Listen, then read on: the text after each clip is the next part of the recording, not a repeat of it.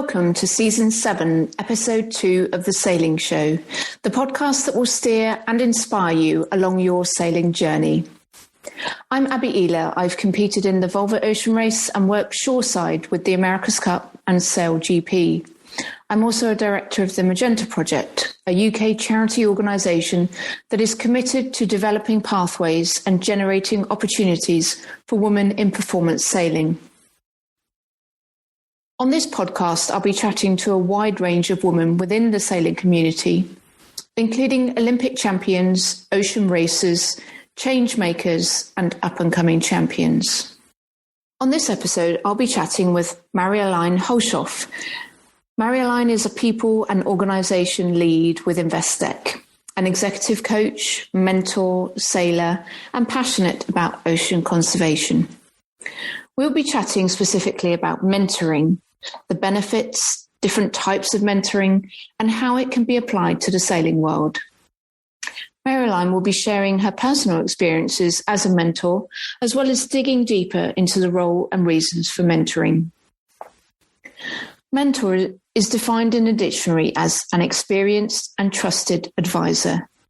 There has no doubt been countless moments in your life where you've leaned on someone you trust for advice or assistance. Whether the person you turn to is a teacher, a friend, a family member, a coach, or someone else, the importance of mentors is undeniable. These people can help to guide, direct, and shape your present situation and future opportunities for the better. A mentor is someone with which you can develop a long-term relationship that is centered around building the mentee's growth and development. A mentor does not work on a day-to-day basis to help a mentee make decisions, but they are there to serve as someone who can offer support, wisdom, and teaching over time. I started by asking Marjoleine what the importance is of having a mentor. I think we all deserve mentors in our life, right? It's such a unique way in which you build a relationship with somebody. And I was thinking about it without having any agenda, possibly. So I think the availability of somebody who is dedicated to you, to whatever you need, to your support, to support you, and to sort of think about who is this individual and what are they trying to achieve and how can I best help that person, support that person. And to have dedicated time and space with somebody that is willing to listen, to invest in you, and knowing that you are supported, I think is hugely important. Whether you are an athlete or whether you are in a leadership role or whether you are entering, a new field or a sector, or I think that applies to anyone. What I think makes mentoring unique is that there are many shapes and forms of mentors. And even in a mentoring relationship, the role that you play as a mentor can change from being somebody's cheerleader to opening doors for them, for being a critical friend and somebody that you actually feel comfortable with saying things that you would not normally share or asking questions that you would not ask any other. And somebody who's really has your performance, your well-being, your growth, learning and development at their heart. I think for me, that makes mentoring important. Yeah, no, that's really interesting. And I think particularly if you're making a transition in your career, maybe, out of university into your first career, or in our world of sailing where perhaps you've come out of the Olympic stream and looking for that transition into perhaps high performance foiling or the offshore scene, it can be very daunting. And I guess having that person, as you've just described, can be a huge help in that journey. And I know you've touched on the different types of mentor, and I wanted to expand on that question a bit more later, basically when we're looking at who can be a mentor or for anyone that's thinking of signing up into mentoring. Mm-hmm. But maybe we could have a look at the benefits of having a mentor and just expand on some of those points. If someone thinking about it and they're not quite sure what it involves, what would be some of the benefits? And that could be in general, or we could make it specific to our sport. So first of all, I think we live in such a hectic, busy, performance-driven world. And we know that people perform better if they take time to reflect, to ask for feedback, to think about what am I doing and are those the right things that I'm doing. And so to take time in a busy schedule for yourself and having somebody as your mirror, I think is hugely beneficial. So that in the first place, just to have that, carve out that time and space, which is an investment in yourself. So I think that's important. I think mentoring also is, the question that you bring is what you get out of it.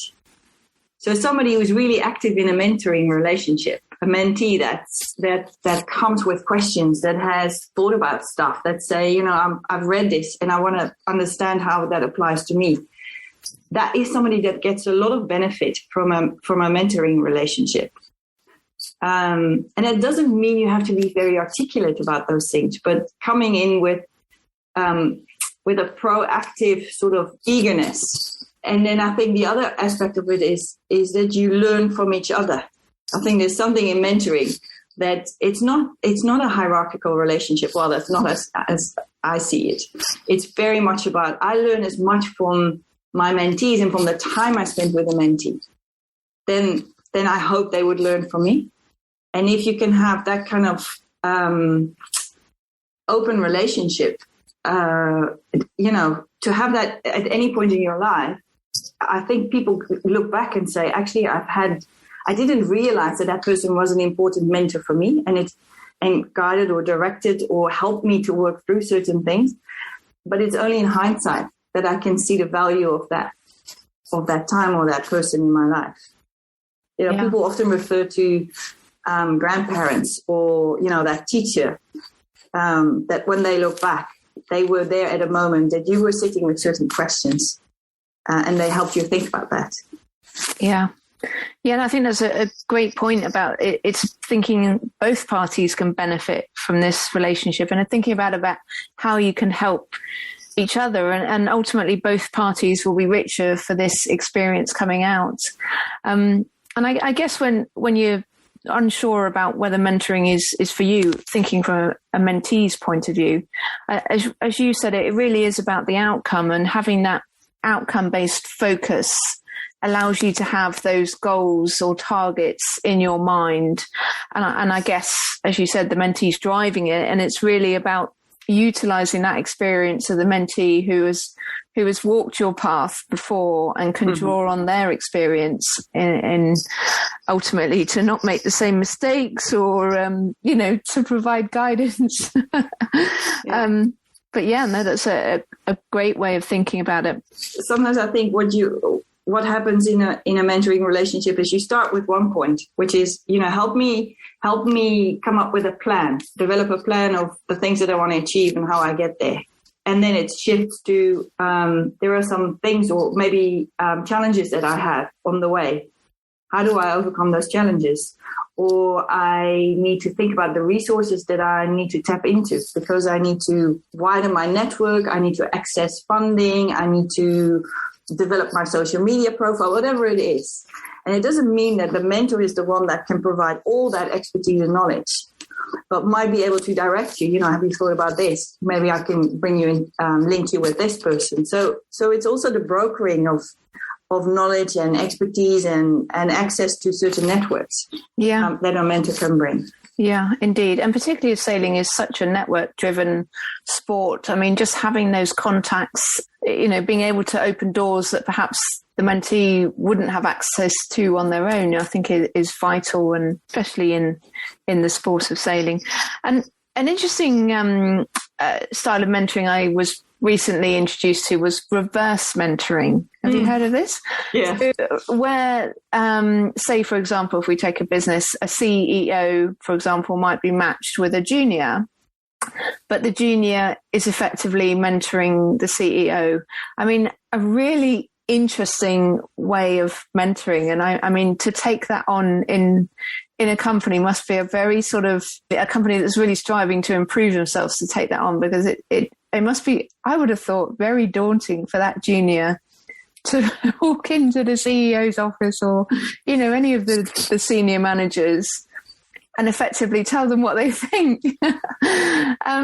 And I guess the question that's leading on to me was, how do you start out in that mentoring journey?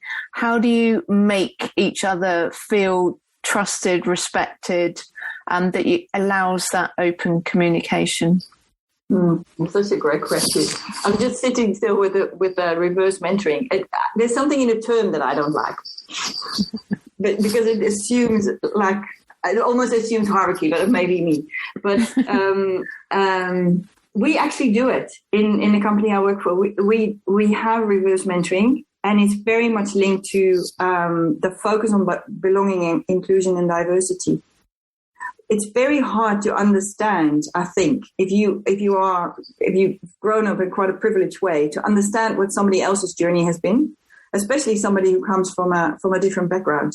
And so to learn, you really need to create an environment first in which it is okay.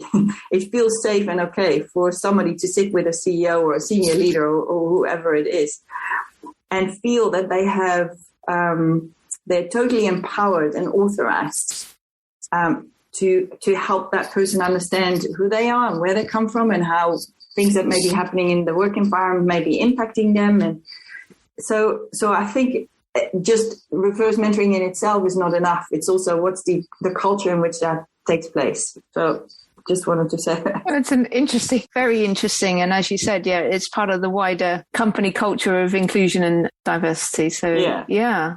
But I guess to bring us back, it was really about breaking that ice in that first meeting. And there's every chance that your mentor, would not be someone that you would perhaps gel with on a friendship basis, or you might be from different backgrounds, different nationalities, different cultures. So it's really, how do you break that ice to build that relationship where you're comfortable opening up, talking about some of your goals and some of the barriers you're facing, how to progress, whatever it is. And it can be very difficult, I think, because, and particularly if you're sat at the end of a computer screen and you're not meeting this person in person, it can be quite hard. So I was going to pull on some of your personal ways, or even just, advice in general about how you create that safe environment. I think I use my coaching experience, so that may not be completely fair, but I think there's something in there. It starts with building trust. And I think you build trust through a couple of things. First of all, I'm genuinely interested in who you are. And I'm also genuinely open to sharing who I am. As a coach, you wouldn't probably not do that as much. But as a mentor, I think it's very much, there's two people that connect. And they need to really understand a little bit of each other's story. For me, that is important. And storytelling is the way we connect as human beings anyway. So tell me who you are. Tell me where you come from. Tell me what's important to you. That's usually where I begin. And then I try to do the same. And then say, let's understand, what does mentoring mean for you? Why do you seek out mentoring? What are you hoping to achieve? And what were you thinking about when you sort of started before our meeting? What were you expecting? What were you hoping for? And so I try to sort of get a sense of where that person is, and then say what will be the best way for us to work together? What works for you? So that for me is that. So there's the personal part. There is that. What are we trying to achieve? What is in our head about what mentoring is? And I'll share how I think about mentoring, and then test whether that aligns. And then I'll go to maybe a formal word would be contracting. How do we want to work? What do we want to work on? And there's some containment, to use that word, into setting out expectations with each other. And I think if that feels right, if you've bonded in that way, I think you've started to create some trust. And then you go from there and say, okay, what is it that is on your mind, or whatever. I use questions. The power of questions is so important. Is questions around what is going on for you right now? What would you like us to focus on? What is this conversation? What will be most helpful? And then we take it from there.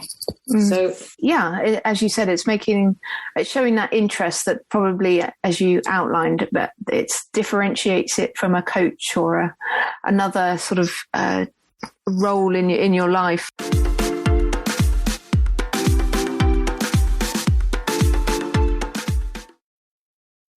It kind of leads us on to the types of mentors, because we touched on it earlier, but there are ultimately different types of mentors. And I've seen this firsthand through running the Magenta's mentoring program, how we've got a wide range of mentors from many backgrounds. Some have come in as professional sailors that are really passionate about helping younger generation, or we've got people that have come from an education background or executive coaching like yourself, and therefore have the experience of leadership coaching and so forth. So there is no perfect mentor, I would imagine. And, you could be one of many and wear many hats.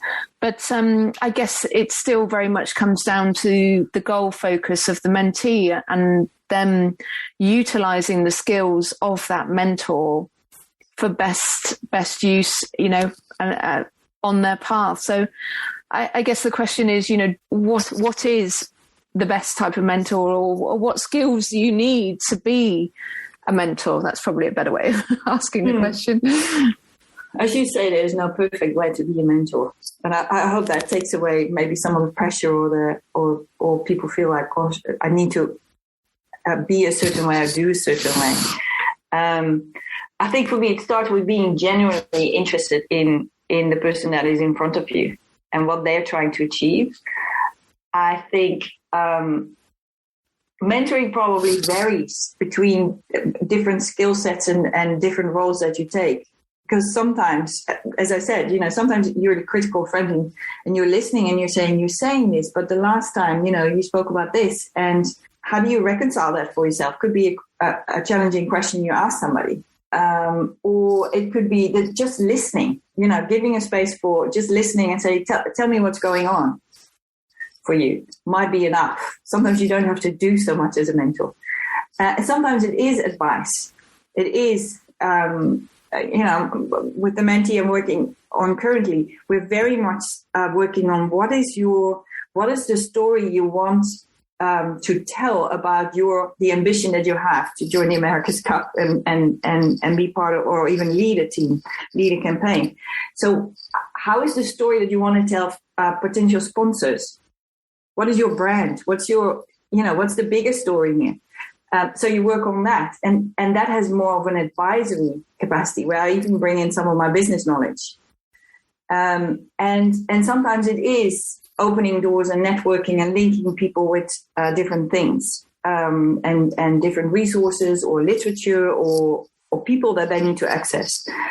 And with the other mentee I worked with the Magenta Project, it was very much on the mental side. It was mental resilience. If you cross an ocean on your own, what does that mean? What are your thinking patterns? And so I'm not sure everybody would take on that kind of work, but helping somebody to think through what may be some of the risks on your boat, what may be some of the technical challenges you have to think about. How do you help somebody break down a big goal into smaller steps? And we all can bring different aspects to that mentoring, depending on what somebody needs and depending on your own skills. So I think anybody who takes up a mentoring role has something to offer. And so it's actually acknowledging that you have some strengths and you may not have certain other skills or strengths or expertise, and you bring in, other people that might have that. Yeah. Yeah, no, I think that's a very good point. And that's something that I've learned through this program is really to focus on your strengths and what you have to offer, as opposed to trying to fill this hat of being a coach or a mentor, which perhaps isn't something that feels like it comes naturally, but it's being able to pull on your experience in the industry and what have you done well and what have you not done well, and then to be able to pass that information across. Mm-hmm.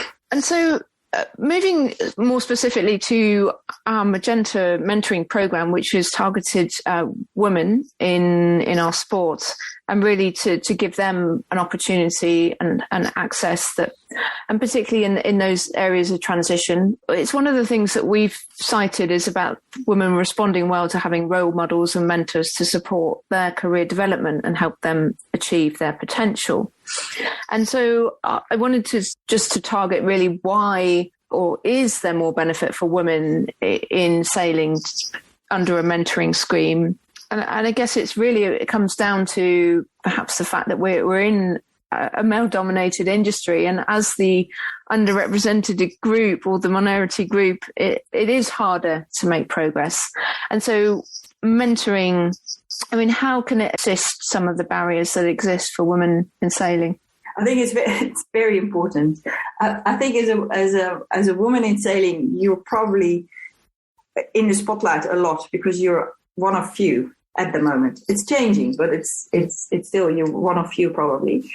And so in an environment where there are not many like you, being able to connect with somebody like you who may have gone through a similar path, or can share experiences from other sector but relevant to what you're doing. To also feel that there's somebody you can share questions or uncertainties or be vulnerable with. I say, I don't know how to do this, but if you're in an environment where everybody's constantly looking at you and you stand out, it might be hard to ask those questions. So to have a trusted person that you can go to and say, gosh, I'm struggling with this, or this happened to me. How do I make sense of that? Or this is what I want to achieve, but everybody tells me I can't. To have somebody that says, you can. These are some of the things we can do together, I think makes a huge difference. And to also, I think I wouldn't underestimate the importance of role models, just to have role models so that you can see it is possible. I see it in corporate life. I think in sailing, it's the same thing. It makes such a difference. Yeah, there was a great tagline in Irish sport about can't see but can't be, and really about the importance of young girls being able to see female athletes excelling in their sport, whatever sport it was, and really being able to look at that and think, yes, that will be me in 10 years' time, or, I can be a professional rugby player, or I can be a professional sailor. Just having that visibility and really understanding the importance of that. And I think you've really sort of nailed it as the underrepresented group. It's really quite hard to reach out and ask for questions, because I think that only reinforces the fact that you're an outsider in that group, in that crew, and asking for help is sometimes really hard. And I think having that mentor really, it's a more formal arrangement that allows you to ask those difficult questions that perhaps you couldn't do in your sailing team or sailing crew. In a controlled sort of environment. And that doesn't necessarily mean that we're all female mentors. I'm very happy to see the amount of male mentors that have joined the program this year. And I think that's, really fantastic to see their support. And and obviously they bring a different angle to the mentoring and hopefully, a greater increase in the network in general. Yeah, and I think there's also the bit that we said about feeling confidence in yourself and your ability in that environment, and this imposter syndrome that often comes up with women in sport, where they don't feel they can do stuff, and there's this confidence lack, and because they just don't fit the pattern around them, and it's very, very easy to sort of pick that mentality. And so hopefully through the mentoring as well, it's another avenue of building that confidence, and even increasing your skills and through your mentor. And I think also, sometimes, especially when you're, a high performer and a high achiever, you're probably also quite critical of everything that you do. And you may have people around you that say, you can do more, you can push harder here, you need to improve this. To also have somebody that actually cheers you on and says, this is great, where you got to is great, you're doing well, this makes sense what you're doing. Just that builds confidence as well. I think that's important. Yeah, for sure. And it's a term that I've heard you use many a time is, the many different hats you wear, and one of them will be the cheerleader. And it really is just having that someone on the side that's has got your back, and can perhaps just see it through a different set of eyes. Yeah. No. And I don't know about you, but when I got into my career, I was one of few women, and I know that sort of puts the story you tell yourself is, I need to be tough. I need to be, I need to work hard. I need to really, be better than anybody else. And that's probably true. And maybe it's also not so true. And so having a mentor as somebody that says that the things that you're doing are the right things, that you don't always have to be so tough and so, harsh for yourself or tough on yourself. I think, that's really important. I think we as women can be quite, self-critical, maybe. Yes, thank you. Yes. Yeah, no, I think that's a very well-made point. And I guess as we start to wrap up, I just wanted maybe have some great stories or moments that you could share of success following your 2 years of involvement with the Magenta mentoring scheme. Yeah, anything that really shines, or any potential mentors that are listening in might like to hear. Yeah, I was thinking about that. I have found the mental work that I've done with one of the mentees, when she completed her ocean crossing and we sort of debriefed the experience, what she played back to me really made me both proud and humble, because we had worked on the capacity to make decisions under pressure in stressful situations, which is, I think, what mental resilience is about. And in the work we've done, we've gone through what if scenarios, what if this happened? And so that in a way the brain is trained and almost instinctively knows, what decision to make. And when she played back how some of the rituals and practices that we had spoken about, she had implemented those. She had taken cards with some of the things that we talked about. We had talked about a check at 4 levels, body level, like tiredness or physical state, mental level, both technical, and then, of course, the sailing itself.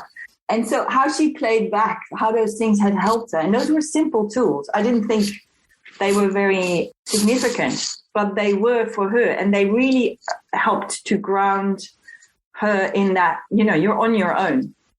There is stuff happening. There's not great stuff happening sometimes. And it can be scary at times even. And just how those things help, I think for me, that was a beautiful moment. And more recently, with my recent mentee, she sent me a WhatsApp recently, like, I've been talking with he's the captain of an America's Cup team, and we're going to have a conversation. He's going to interview me, and I might have a chance. And so just to be part of that journey, and that was incredible. So pleased with that. Yeah, a sense of reward, as you said, to be able to share on that journey, and perhaps that you've played a small part or a large part in it is just very rewarding. She's doing the work. I imagine. I mean, she's doing all the hard work, but I think there's something about you accompanying somebody on their journey, and that is such a privilege. Exactly. It's a funny one what you said about the cards with your mentee who had crossed an ocean, and it reminds me of my journeys around the world, and basically having those checklists as the boat captain. It was really important to have, and it was almost idiot guide checklists, because there's a point where you're just so tired and so on autopilot that your brain can't think, what do I need to check this off watch?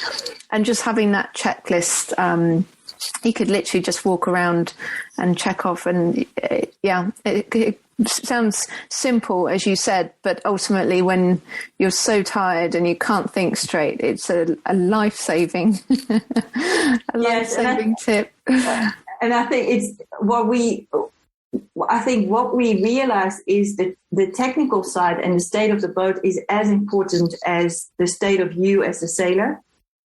And so that's your physical state, your tiredness, your sleep patterns, as well as your mental resilience. And so to even have a checklist for that, I think, and that makes a huge difference. And I can imagine if you sail as a team, you would do something similar. Like, what's the vibe of the team at the moment? Yeah. How are we communicating with each other? Yeah. Well, that's very interesting. And yes, actually something that happened in real life with Team Brunel, where we had a few issues of communication amongst the team, and we ended up with a golden rule, and it was just 3 or 4 key points that just grounded us, reminded us. A very good point. And so on a final note, Marjoleine, what about if there's anyone listening in that's thinking about becoming a mentor? I mean, are there any specific skills that they might need, or any advice you could offer? And